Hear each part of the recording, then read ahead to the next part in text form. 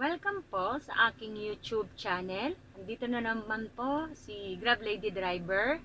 I-share ko lang po yung mga naging past experience ko as a Grab Lady Driver.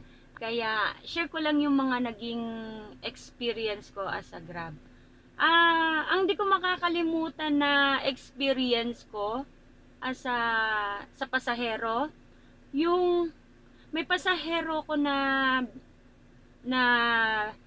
nakuha dito lang din sa around Dasmariñas, and then drop niya is sa Bacoor. Ah, yung pasahero ko, syempre, medyo matagal, inabot siguro kami ng almost kulang-kulang siguro 1 oras bago makarating doon. Tapos, ayun, nakikipagkwentuhan siya sa akin. Tapos, nung bababa na siya, sabi ko, Sir, yung payment nyo is naka-cash po kayo. Ang sabi ko po is cash po yung payment nyo. Ngayon, ang sabi niya, wala daw po siyang cash. Ngayon, sabi ko, kung wala kayong cash, ano na lang po, sa GrabPay na lang po. Ang sabi din naman niya sa akin, wala daw laman ang GrabPay niya. Pagkatapos na, sabi niya sa akin, kung meron akong GCash. Sabi ko may GCash ako kasi yung time na yon is sa GCash naman talaga pinapasok yung kinikita ko sa Grab. Ngayon, kinuha niya sa akin yung GCash ko, binigay ko naman sa kanya. Around mga siguro quarter to 1 ko siya na-drop. Tapos pagkatapos kong ma-drop sa kanya, sabi niya, send niya sa akin yung payment niya. Ayun, pagkababa niya, binigay ko nga yung number ko, tapos binigay din naman niya yung number niya sa akin. Pagkatapos, inaano ko siya, mini-message ko siya, nagre-reply naman siya na wala pa daw siyang makitang GCash. Kasi dati kasi is limit lang yung may mga GCash bibihira ang may GCash nun Hindi katulad ngayon na marami na halos na gumagamit ng GCash. Naghintay ako, nakabiyahe na ako, tapos tinawagan ko ulit siya mga 6 o'clock PM. Ang sabi niya sa akin, wala pa daw siyang nakikitang GCash. Tapos, dumating na yung 9 o'clock ulit, pinalo up po sa kanya, sabi ko sa kanya, baka pwede naman i-GCash niya sa akin kasi yung pera na yun that time is, syempre kinikita ko, pambili rin ng gatas ng anak ko, kaya syempre, hinihintay ko yung yung payment niya sa akin. Dumating ang 12 o'clock, nakabiyahe na ako, nakapunta na nga ako ng Manila noon and then pag uwi ko, wala pa rin talagang pumasok na pera sa account ko. Ngayon, ang ginawa ko is nireport ko sa Grab. Ngayon, tumawag sa akin si Grab na kasi nireport ko nga siya na kakausapin niya nga daw yung pasahero na yun kasi syempre may details si Grab sa mga pasahero yun.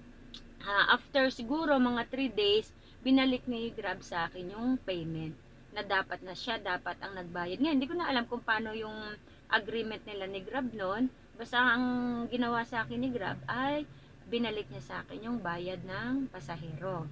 Yun po hindi ko makakalimutan sa naging experience ko nung baguhan pa po ako ng Grab.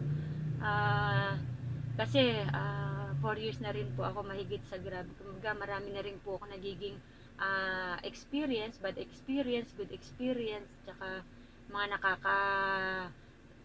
salumuhang iba-ibang tao. Yun po yung naging experience ko. And then another experience ko po rin po na hindi ko po makakalimutan, 11 o'clock na po ng gabi kasi on the way na din naman ako pauwi ng bahay. May nag-book sa akin na 4 na lalaki.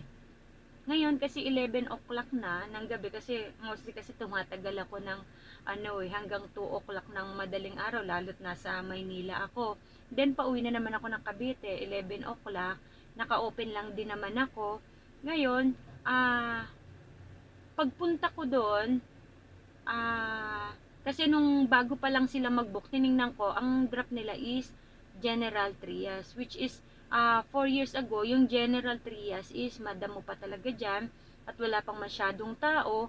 Ngayon, kasi kami mga Grab, meron kaming truck, natatrack kami sa mga family namin na naka-add sa Messenger. Tinara ko yung anak ko noon. Sabi ko sa anak ko, nak, pakitingnan mo kung saan ko idadrop yung magiging pasahero ko. Ngayon, ang sabi ng anak ko, Mama, medyo walang mga kabahayanan. Sabi niya, i-cancel mo. Ngayon, ang ginawa ko, hindi ko muna siya kinancel hanggat hindi ako nakakarating sa pasahero ko. Pero, pagdating ko doon, ang ginawa ko is hindi ko muna binuksan yung pintuan ko.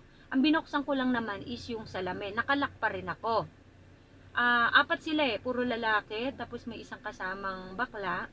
Okay lang sana kung may babae, puro lalaki sila. Kasi, sa amin naman kasi, sa aming Grab driver, pwede ka naman mag-cancel, basta acceptable po. Yun, pinuntahan ko sila, kasi apat nga sila. Sabi ko sa nag-book, hindi ko sila makukuha kasi on the way na ako pa uwi, at saka sabi ko, alanganin na, puro lalaki kayo. Ginano ko rin naman sila. Tapos noon, sabi niya, hindi, malapit lang naman yung drop down nila. Sabi nilang ganon. Ayun, kinausap ko sila na mag-book na lang ng iba kasi nga naman is, syempre, ako as a babae din naman, medyo, alam mo yung iba yung pakiramdam na iba yung magiging pasahero mo. Kaya yon, nung pinuntahan ko sila, sinabi ko na hindi ko sila maisasakay. Yun. Nag-okay naman din sila noon. At least, kumbaga, minsan pakiramdaman natin yung kutob natin kung anong nararamdaman natin, sundin natin. Kaysa mapapasubo tayo na hindi naman gusto natin na isakay sila.